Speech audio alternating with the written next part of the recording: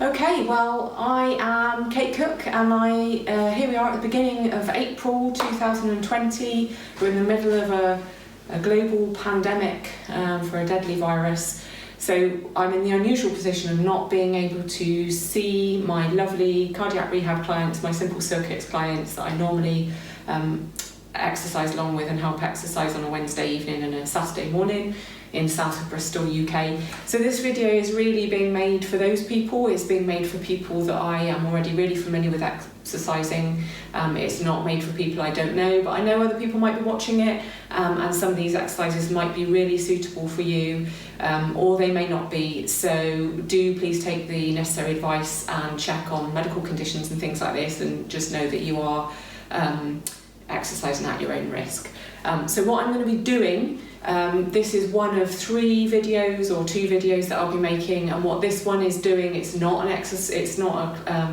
a video for you to exercise along with. It is a video where I explain the type of exercise we normally do in our class, and explain the exercises and how to make them harder or easier. And then what I'm going to do is do some separate ones which will give you a warm-up and a cool-down that you can exercise along with, and then you go and do the circuit on your own, and then you come back to do the cool-down. So I hope that makes sense.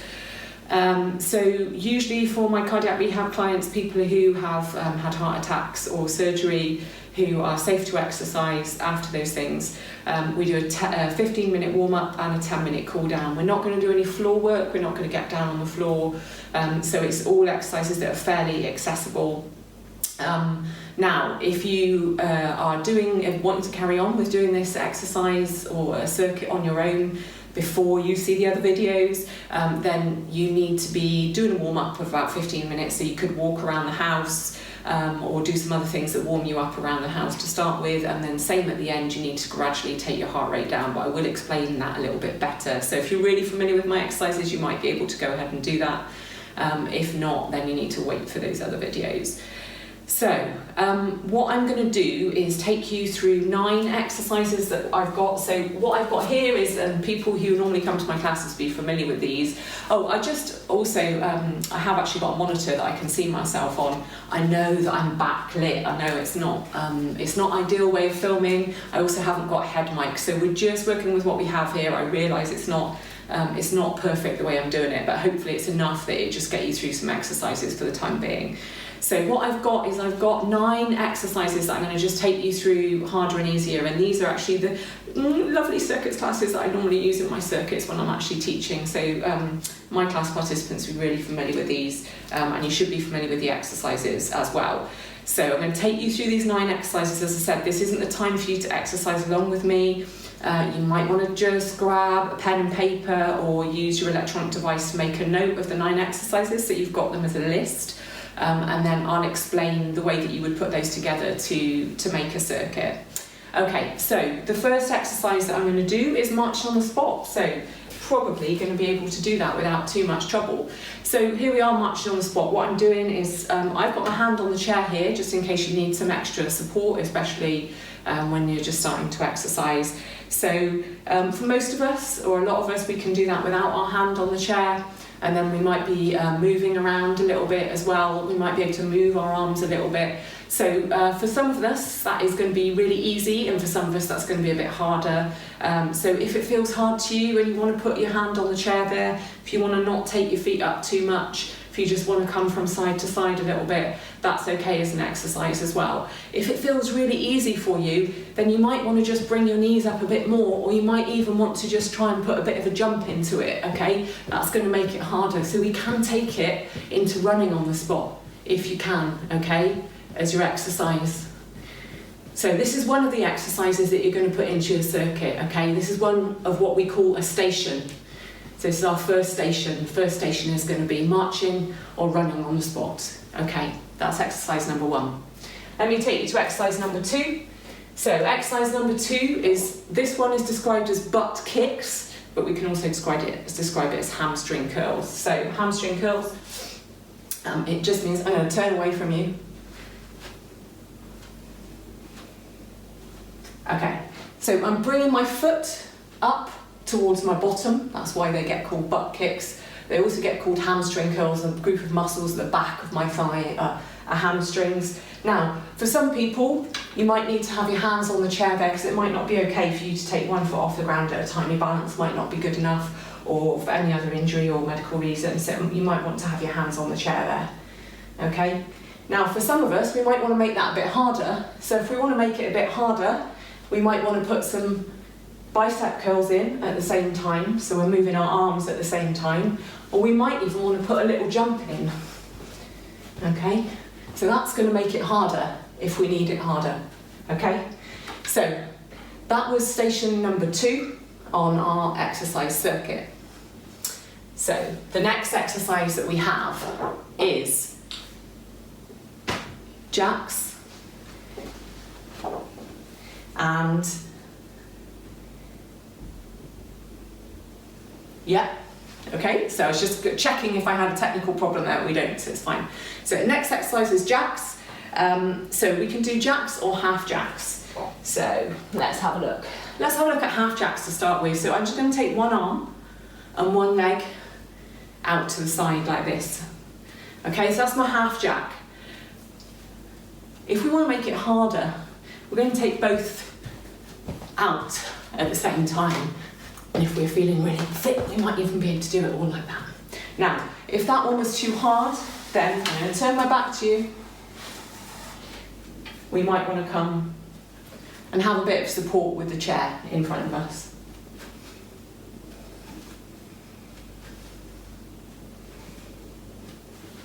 Okay, so that's our jacks. So next one is lunges. So this one says forward lunges on it, but we can do lunges forwards or backwards. So I'm going to go side on, chair here. So what we want to do in a lunge is we're trying to get down to this position here where we have about a 90-90 angle at both knees. And we're going to alternate each time. So you can see I'm actually stepping back each time, which is one way to do it. Or we might want to step forward into the lunge each time, and that is fine too. Yeah, I feel like stepping back is more what I like to do. This feels a bit counterintuitive. Okay, so you can see that I've got one hand on the chair here, and that's going to be important for some of us if we need a bit of help, helps us to get back up. But you know what, for some of us this is just going to be too low, and that's just not right for our knees. So we might just want to do a little knee bend, and that might be as much as we can manage, okay? Now, if we want to make it harder, then it might be that we want to take a little weight. If you've got weights at home, you might want to take a weight in each hand, okay? And then that's going to make your body heavier, and it's going to make it harder for you. I think that'll be enough to make that one harder. There's a few other things you can do. We're not going to go through all of them. So, the next exercise is kicks. Here we go. This is what our kicks station looks like. So, with our kicks, we're simply going to be kicking our foot, up in front. Now, again, for some of us, we're going to want the hand on the chair. It's a good idea to have the chair to the side for this one, and then it doesn't get in the way. For some of us also, that might just be a bit too high, and we might want to take the kick just down here. And then for some of us, we might want to try extending the arm out and putting a jump in at the same time. Okay, if we want to get our heart rate up a bit more, and if that sort of exercise is right for you, but some of us may want to just stay down here. Okay? So, next exercise. Next exercise is sit to stand. So you'll notice that all of these exercises have no pieces of equipment that you need apart from a chair. So I'm hoping that people have got chairs at home that they can use for this exercise. So, I'm just going to grab this here. So sorry for the noise. So what we're going to do is pretend that this is my walking stick. So for some of us, we're going to need, in order to get up and down off the chair, we're going to need to have our walking stick here. So you might put your hands on top of the walking stick, and we're just going to use that to pull ourselves up a little bit. So you need to tip yourself forwards and pull yourself up. Okay? So for a lot of us, we don't need that walking stick. Hopefully we can do sit to stand Now, it might be for some of us that sit to stand feels like a really easy exercise, but you're probably not used to doing it for very long. And what I'll tell you at the end is that on some of the circuits, we might be doing this for a whole minute. So you can hear, can't you? I'm starting to get a bit out of breath. So if you need some extra help on this, but you don't need to use your stick, but a little bit of extra help, you might want to push yourself up here. Whoop. And if this feels really easy for you, then you need to make sure that you're keeping your hands off your thighs, up here, okay? You might even take it into a knee lift, or again, if you've got a weight, you might want to hold the weight, but really nice and closely into your body. Okay, so that's sit to stand. Let's get the next exercise. Okay, next exercise is spotty dogs. It's a very old reference, isn't it? It's from a children's programme, probably back in the 1960s, in fact, so probably not a useful reference for most of us. So spotty dogs, the main thing about this, let's go from the side, the main thing about this is that we want to take one leg behind and then the other leg behind. So that's the first part of the exercise, that's the most important. So what you'll notice with these exercises is we're trying to move our legs and our arms in different directions, so they're not going in the same direction all the time. We do a lot of forward movements. Generally in life we don't do as much backward movements. It's going to take the muscle focus slightly differently into our glutes, for example. So that's part of the exercise. Ideally, if you can, you're going to take your arms, both arms, up in front of you, like this. So these are still easier versions of the exercise. If you need to, you may want to have your hands on the chair, one foot goes behind, other foot goes behind. Okay, so that's making it easier. I'm just going to move the chair out of the way. Okay, I hope my downstairs neighbours don't mind. So we're going to do proper spotty dogs, or big spotty dogs, and you'll see why they're called this now. So we're going here. So you can see now that I'm putting a jump into the exercise. So this one is going to be a lot harder, and it's only going to be for those of you who are really confident, exercised already, and are used to doing that stuff where you're getting more out of breath. And I would say as well that for those ones where we're jumping, so generally it doesn't matter too much what you're wearing to exercise, but on these ones where you're jumping, you probably want to have something that gives you a bit of support. So you want to have some trainers, basically. If you're not doing jumps, not so much a problem. So, side steps. So this is a bit like when we did our jacks, it's a side exercise. Again, just trying to use those sideways movement, depending on how much space you've got. So if you've got a really nice long room, then you might be able to walk all the way along it. You might be able to get 5 to 10 steps to the side in here. So this is our basic exercise here. Now, if you're feeling a bit more energetic or you're able to, you might want to put a bit of a jump in here and a jump in here. You may also, I'm going to bring this in front. Oh yeah, that's okay. I'm going to bring this in front. You may also feel like you need to have one hand on the chair. So this is very much like those jacks or half jacks that we did, isn't it? Still using that sideways movement, but making sure that we're nice and supported. Okay, next exercise, squats. So with our squats again, ideally, make it so if you're okay, if your knees and your hips and your ankles are all okay, then you should be able to come down to here, assuming you've got enough leg strength. We're sticking our bottom out behind. It's okay if those knees come forward a little bit. Everybody's body is just slightly different. So this is how it should look for me.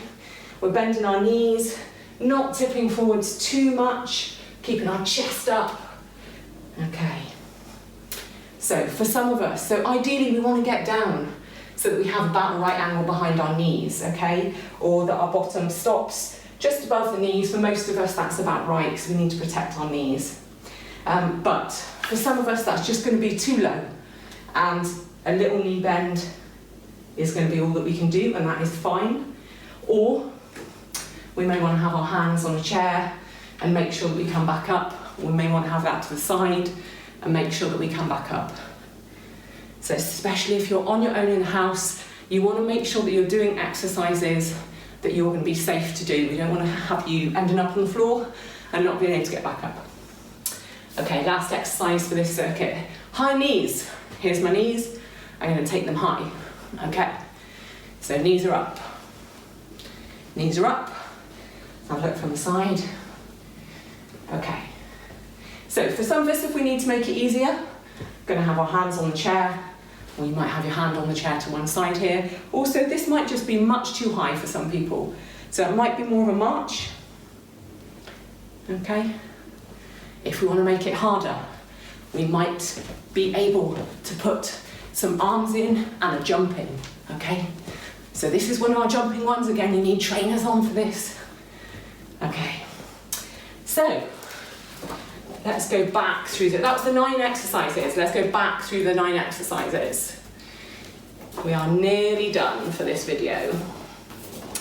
Okay, so the 9 exercises, just make sure you've made a list. Marching on the spot. Butt kicks or hamstring curls. Jumping jacks, half jacks, jacks. Lunges, forward lunges, backward lunges, supported lunges. Kicks, remember you can vary how high that one is.